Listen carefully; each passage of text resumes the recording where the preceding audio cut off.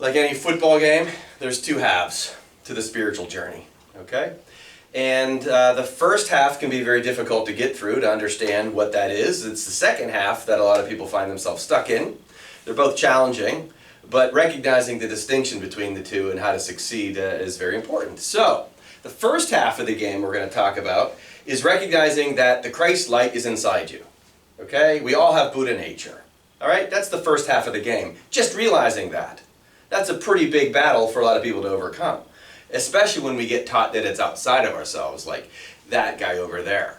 And yet that guy over there, Jesus, said, it's in you, you're the light of the world, you must follow me and carry your cross. It's not about just believing that guy did it, that's external. Or thinking in terms of a God being up there, which is where most people think heaven is, right? But meanwhile, that guy over there, who told us the light was inside of us, said that the kingdom of heaven is inside of us, right? And so heaven isn't up. And so we're looking externally for prophets who tell us it's inside us, or externally for a heaven, and the prophets say it's inside of us. And so realizing that all the answers are inside of you, that's a pretty big hurdle for a lot of people to clear. But a lot of people have done that and recognize, all right, I got it. The Christ light's inside of me, I am my own Buddha nature, God's a part of me. And does that end it? No, I love the Chinese proverb, before enlightenment, chop wood, carry water. After enlightenment, chop wood, carry water. The fact is, knowing that the light's inside of you is only half the game. What's the other half? Staying focused on that fact and realizing the Christ inside of you, okay? Knowing that it's there is sort of like knowing I lost my car keys here somewhere, right? Knowing that they're in the house somewhere doesn't exactly find you the car keys. So being able to find them is the next step, right? Or if you're mountain climbing. You're at the base of a mountain, you know the goal is to get to the summit. That's a pretty important step, realizing I want to get to the summit. But then actually getting to the summit, that's the second half. And that's the part we're going to talk about the rest of this time. Now, it becomes very difficult once you understand that Christ is inside of you if you don't stick with that and follow through on it. It's why I'm a big fan of Luke 12:47, 12:48. When Jesus says, if you know your master's will, which is to find the Christ light within, and you don't make ready according to his will, you will receive a severe beating. To those who much has been given, much is expected. The fact is once you realize the Christ light's inside of you, that you are your own Buddha, and you don't follow through on it, stuff starts to get a little bit more difficult. That's why in the secret book of James, which is a Gnostic text, Jesus has what I call the halftime speech. He's talking to the disciples, and he's telling them, you're all Christ. You're all the light. We're all one in this together, okay? You must find your light, activate it, and then be the light. Don't hide it. Go be the light for everyone else in the world. Well, the halftime speech is when they're losing, and they're not doing a very good job of that. He says in the secret book of James, you hypocrites, you losers, you pretenders to truth, you falsifiers of knowledge, you sinners against the Spirit. How dare you still be listening when you should be speaking? How dare you still be asleep when you should be awake so that the kingdom of heaven can receive you? That's Jesus, like a loving football coach who's talking to his team that's losing at halftime and he expects them to win, tearing into them by calling them hypocrites and losers and pretenders to truth. I imagine him doing this, right? Losers, he's saying. Why? Because he loves them and he wants to see them be their best. That's the halftime speech that he gave when people weren't following through on the second part of this. It's not enough to know that Christ is within. It's not enough through grace alone are ye saved. Faith without works is dead. Now you have to go do something about it. You got to put it into play. So that's Jesus' halftime speech. Well, a lot of us haven't heard those words directly from Jesus, but guess what? We live it in our lives on a daily basis, right? The higher you go, the harder the fall. The more you start to develop the awareness of this stuff, or you have the aptitude for it, the more difficult it gets. Like a woman in her 8th or 9th month of pregnancy, it gets more challenging then. The birth itself is extremely difficult compared to month 1. Well, it's the same thing in our process. It gets more difficult the further along we go. Let me reference a few other prophets, or at least a couple other concepts along these lines. In the Bhagavad Gita, Krishna says, when your senses are controlled, and you keep recalling sense objects with your mind, you are a self-deluded hypocrite. There's another prophet saying you're a hypocrite whenever you have controlled your senses, because you've got to a place where your 5 senses are calm and you can perceive the light within. But then you keep recalling sense objects with your mind. You keep noticing the outside. And you keep labeling the outside. And you fall for it again. The external. You fall for it. He says, you are a self-deluded hypocrite. Another loving halftime speech from another prophet, telling us that we're doing it to ourselves. Self-deluded. Because we keep falling for the trick, if you will, when you know better. And then Krishna says also in the Bhagavad Gita, when a man finds delight within himself and feels inner joy, his purpose does not depend upon other creatures. See, he's telling us to separate from all that external stuff in which we're so addicted to the needs of other people and for them to give to us and respect us and love us. Once you realize the light's inside you, you don't need that anymore. You're now an island unto yourself in a very healthy spiritual way. You're detached from everybody else's chaos. When a man finds delight, I like to think of it, the light within himself, he feels this inner joy. Because once you know that it's there, you need nothing to go your way outside anymore. It's inside you. But then we forget it. You feel it for a moment, but then you go back rooting for events.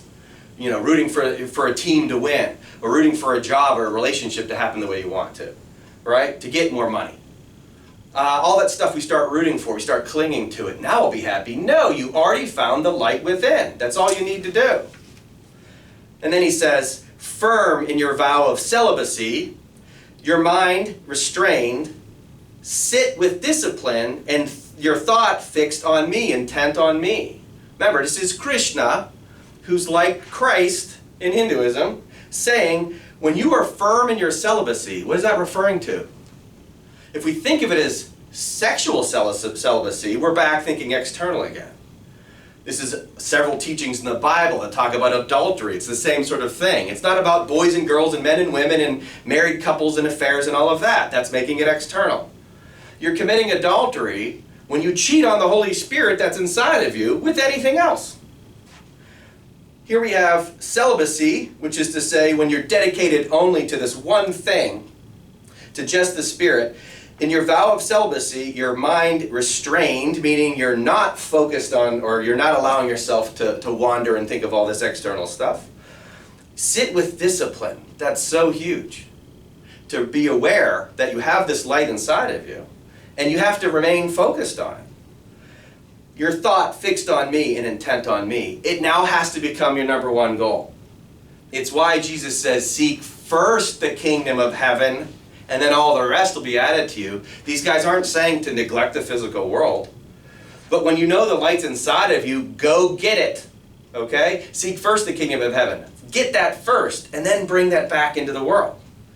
Absent that, you're going to live your whole life like a double-minded man. You're going to be tossed about to and fro. You're going to have a lot more pain and suffering as a result because you haven't activated that light inside. And you're going to be so needy and dependent upon other people and events to happen a certain kind of way. But once you know that Krishna is inside of you, that Christ is inside of you, and you realize you can activate that, you better be celibate. And you better be able to focus on that thing. And so it's always active. Another scripture, 1 Peter 5:8 says to be sober-minded and watchful, for the devil is on the prowl, always waiting to devour an enemy. Well, guess what the devil is? It's the ego, right? It's that naysayer voice inside your head. The thing that says, no, I can't do this. The Christ isn't inside of me. Krishna's not inside of me. I'm not a piece of God. This is ridiculous. It's all about external events. You know, bad things are happening out there. Of course we should be upset. Be sober-minded and stay watchful because that thing is trying to devour you. It's lurking. That devil, that beast is inside you. It's the same thing that's inside me. It's lurking. It's going to get us if we're not paying attention. What if I'm in a jungle and I'm not paying attention to where the lion is? It's going to sneak up on me, right? And it's going to get me. Well, we all have the ego inside of ourselves. And if we don't discipline ourselves and we don't train ourselves, it's going to sneak up on us and it's going to get us. So once the ascension has begun and you start to realize what you truly are and you're looking for that divine light within, I compare it to walking on a tightrope. It's easy to walk across a floor that's very wide and flat and stable. But when you're walking across a tightrope, it becomes much more difficult. You better stay focused on that walk. If you're not focused on that walk, you're going to fall. Okay. It's very clear and it's very logical and very simple to perceive, okay? If we don't stay focused, we're going to fall. Well, we better talk about ways in which we can stay focused. If I have a candle and wind is blowing, what's going to happen to the candlelight? It's going to blow out pretty quickly. What do I have to do if I don't want my candle to blow out? I better put some sort of, encasing around it, right? Some sort of protector. Something to block that wind. Well, that's the light inside of you. We have to protect it. We're all candles in the wind that way. But if I can stop the wind of the mind, if you will, from, blowing through my head, I'm going to be able to keep that candle lit. So there's a trick to this. What's that trick? It is focus. It's actually being able to think ahead of time. When you wake up in the morning, I need to protect my candlelight. So I like to use simple analogies, okay? Do you wait for your car to run out of gas before you think it's time to get gas? No. You notice that little meter, ideally, you notice it when it hits the red zone that I should go get filled up again. Why? Why don't you just wait till it runs out of gas and then say I need gas? That's going to be very inconvenient if you do that. Well, we all have the Christ light within, and once you have it activated and you're supposed to get filled with it, don't wait till you're depleted. Keep it full, right? Be proactive. There's the trick. Most of us wait till circumstances and external events trigger us some way, like I better go back and find the Christ light. I was doing fine and then I lost my focus and now I better go back and do it again. Well, let's stay proactive and keep looking to protect that light and enhance that light before the bad stuff happens. Kabbalah describes the path of light and the path of pain. Once you realize that Christ's light's inside of you, you're going to elevate. You're going to expand that consciousness until it's completely consumed you. There's no other way it's going to go. You either let pain push you there because circumstance after circumstance continues to aggravate you until you realize I better stay focused, or you just stay focused. It's why I like to use the waterfall as an example. So I've got two people in a canoe, they both have paddles, they're headed towards a waterfall. They're in the same situation, right? No. This person's further away than this person. So who's in more danger? Clearly the one person that's closer to the edge of the waterfall. Well, both of these people have to paddle to stay away from the falls. But if you wait till you're to the edge of the falls to paddle, the struggle is going to be more difficult. The water is going to be quicker, it's going to be choppier, right? You're going to feel some panic. But what if way back here, you start paddling well before you get to the edge of the falls? You're never going to run into that threat. Yeah. That's what it means to be watchful, right? To be aware there might be a point of no return sign coming. The waterfall is coming up. You're going to go over the falls. You're going to get hurt. And then you're going to be placed right back up on the falls. And you better paddle. Otherwise you're going to go over again. And you're going to go through that process again and again until you realize what? I am the light. I am Buddha nature. We're all one. All of these things that we fear are lies. There is no death, right? We're just here temporarily having a physical experience. Everything is actually fair because everybody has the light inside of themselves. All the stuff we like to argue about, it's actually irrelevant. It's chatter. It's why it says in John, spirit gives life. Flesh counts for nothing. All the things that everybody thinks is so important, you know what? No, the only thing that's important is you find that light inside yourself. That's it. Number one, seek first the kingdom of heaven. Later, when asked about the most important commandments, Jesus said, love God with all your heart, soul, mind, and strength. That's a heck of a good way to keep that light activated. You should wake up in the morning loving God with all your heart, soul, mind, and strength. You should do it at noon. You should do it at 3 p.m. You should do it at 6 p.m., then 9 p.m., and at bedtime. Proactively, right? And then what? Love another as oneself. Because if you get filled with the light, you can then spread the light to others. We must be proactive, and that's the trick. We have to stay focused. This is the 7th step of the Eightfold Path in Buddhism. The 7th step is to stay focused. And there's only one more step, which is samadhi, which is the pure, blissful, clear-minded state that's very focused and very intentional. It's still a thinking state. But it's supremely focused on various truths and what the goal is, to continue to proceed with compassion and love and respect and all those wonderful virtues that make us feel good, that we want others to have as well. And so if it's the seventh step, which is to stay focused, and we recognize that we must be ever watchful, waiting for these enemies that are going to attack us, we have to stay proactive. Otherwise, we'll be surprised when they come out of the woods and start their attack upon us. What we have to do is figure out ways to stay focused. Now, there's a lot of different ways to do it. I'm a big fan of Buddha's 3 jewels. Buddha, Dharma, Sangha. The Buddha means you're carrying the truth with you wherever you go. You can't lose the light. If you're in a dream, can anything bad happen to you? No. The only thing that can happen is you wake up and you realize you just had an experience. Well, the word Buddha means to wake up. We're in a dreamlike state. It's an illusion. We will wake up. Death will help with that. Or you can wake up now. Keep saying this is a nightmare. Well, you'll keep experiencing that. But realize what it is. Have that awareness of what it is. Then you wake up. Now you have a different relationship with it. You still might even be going through a nightmare like Jesus on the cross. But he went through that nightmare to show us how to be during nightmares. To be forgiving of those who are doing it to us, and loving of those who are doing it to us, and to be confident of the afterlife, and that there's a purpose and a plan for everything. That's why he did that, showed us that nightmare.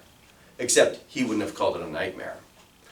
Carrying that around with you all the time is the Buddhas. The Buddha showed us how to do this by staying focused and meditating. Being able to focus the mind on certain truths. And not the yin and yang of the back and forth and the life and the death and the winning and the losing and the good and the bad and all of that, but staying supremely focused. That's the first jewel. The second jewel, Dharma, is all the various teachings that we can read and study and listen to on YouTube.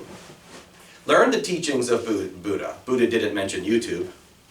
But if we learn the various teachings, all the various spiritual teachings are all saying the same thing. That's why I'm referencing all the different prophets saying that. You are a hypocrite if you know what you're supposed to be doing and don't follow through.